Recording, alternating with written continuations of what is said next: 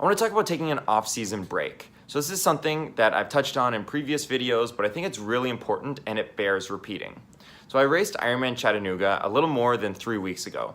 And since then, I've swam a grand total of 2,500 meters. I've only done a couple easy rides outside on my road bike, and I've run 15 kilometers. So you add all that up, that basically equals about 1 day of normal training. But I think it's really important to take an off-season break, so I'm gonna give you 4 reasons why I think that you should consider a nice long off-season this year. First, it's gonna help you avoid burnout.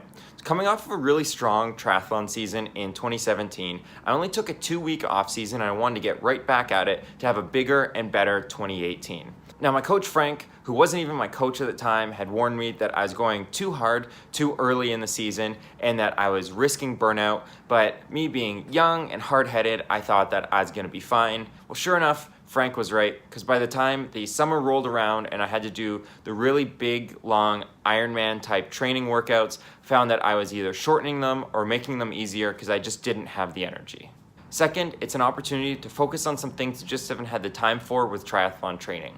So whether it's reconnecting with friends or family that you haven't seen enough of, or to focus on some projects that you've been putting off, having a nice long off season is a great opportunity to reset mentally, because that's just gonna be as important as it is to shed all the fatigue you've had throughout the season.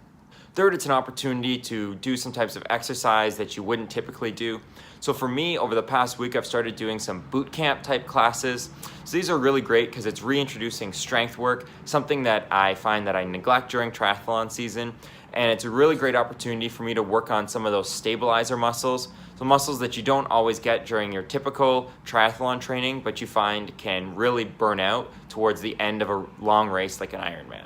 And finally, the fitness will come back. So in my experience, where I've taken anywhere from 8 to 12 week off seasons, I've always found that the fitness comes back relatively quickly, and I've been able to use the momentum of regaining that fitness to reach new heights and go even faster the next year. So I'm not overly concerned about losing fitness, and I know when I get back at it, I'll be even more motivated to go even harder for 2019. So if you're like most Northern Hemisphere athletes and your season's done for 2018, then I think you should consider taking a nice, long off season. It just might help you reach new heights in 2019. So thanks a lot for checking out this week's video. If you like what you see, you can click the subscribe button down below. And until next time, happy training. Oh, this you crazy mother.